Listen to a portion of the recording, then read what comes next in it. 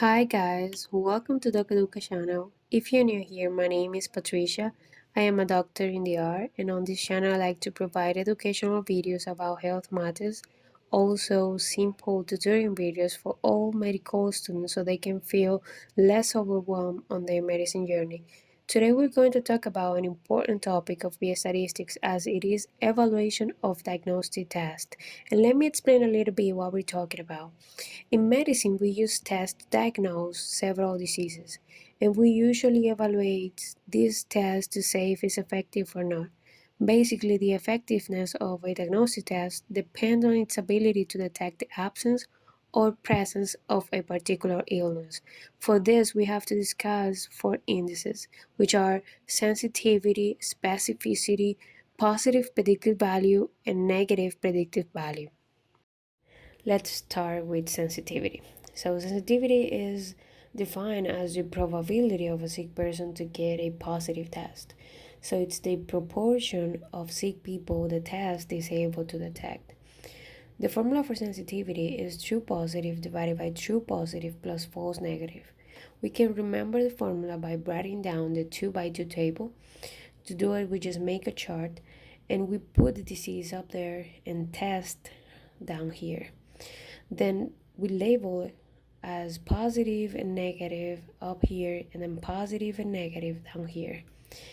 Now we say, um, based on reality, if a person have the disease in reality and gets a positive test, is a true positive. If a person does not have the disease and gets a negative test, is a true negative. Now, we say based on the test results, if a person gets a positive test and in reality does not have a disease, is a false positive because that person got a positive test.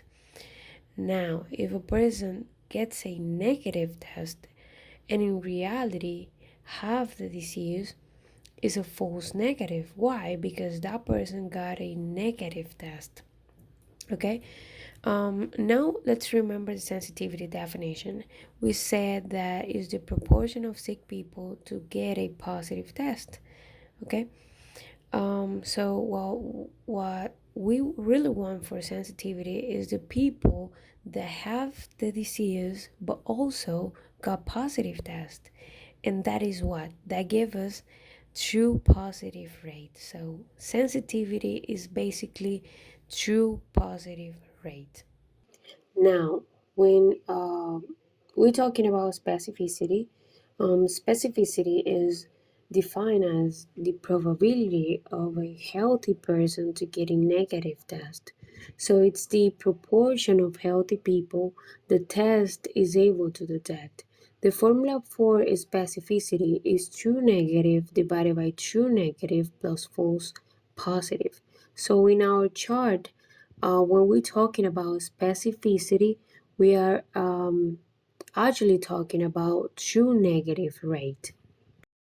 Positive predictive value is the proportion of true positive among those who has been identified as positive in the test. So it's basically the probability of having the disease when the test is positive.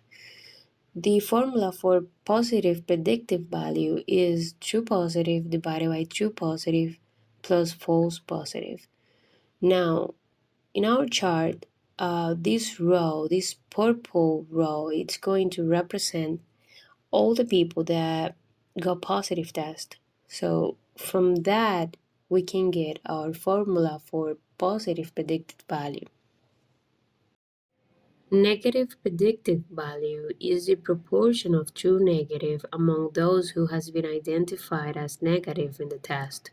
So it's the probability of not having the disease when the test is negative. So the formula for negative predicted value is true negative divided by true negative plus false negative. So this pink row is going to represent the all the people that got a negative test. So we can get the formula, the negative predicted value from this row. Now, something that we need to understand is the prevalence and predicted values association. So we know that prevalence is defined as the total number of cases of a particular disease. The predicted values may vary depending on the prevalence of the disease in a population. So something that we need to keep in mind is that when the prevalence of a disease increases, the positive predicted value increases as well, while the negative predicted value decreases and vice versa. So, to get a better understanding of this, uh, we can put it this way. If a population has a high prevalence, they are more likely to test really sick individuals, which will decrease the false positive rate and therefore increase positive predicted value. This is because in a population with a high disease prevalence, the proportion of individuals who truly have the disease, meaning true positive, is very high. Okay? And if a population has instead a low prevalence, they're more likely to test really healthy individuals, which will decrease the false negative and therefore increases negative predicted value. Okay, and this is because in a population with a low disease prevalence, the proportion of individuals who truly do not have the disease, meaning true negative, is high, which increases the negative predicted value. Now let's do a question. If you perform a serology test for trypanosoma cruzi in the Bolivian community with an estimated prevalence of 30% of Chaga disease, and you compare it with the same serology testing in another Ecuadorian immigrant community with an estimated prevalence of Chaga disease of 5%, you can say that A. Sensitivity increases, B. Specificity decreases, C. Positive predicted value increases, D. There is a higher number of false positive, and E. Internal validity increases. So, based on the reading, we can say that they're asking us to uh, compare the prevalence of two populations, the Bolivian community and the Ecuadorian community. So, based on that, we can say that Bolivian community has a higher prevalence than the Ecuadorian community, and we can identify that C is the correct answer. So its positive predicted value increases. Why? Remember that the positive predicted value is the proportion of true positive among all positive test results.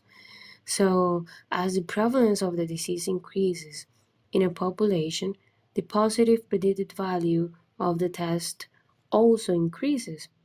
So in this case, the Bolivian community has a higher estimated prevalence of Chaga disease, which was 30%, and compared to the Ecuadorian community, which was the 5%.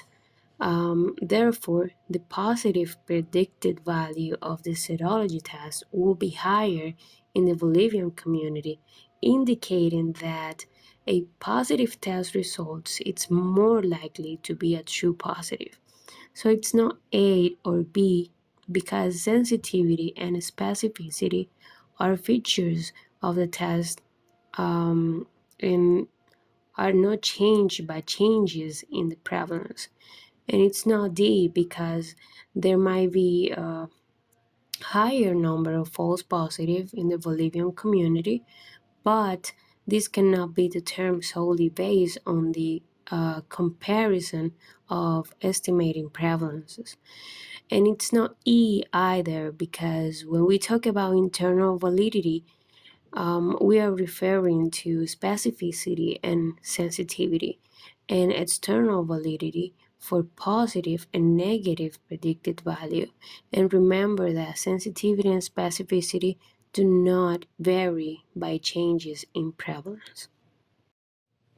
Now, if you like this video, guys, remember to click on the subscribe button. Also, you can follow us on Instagram. And as always, thanks for watching and see you later.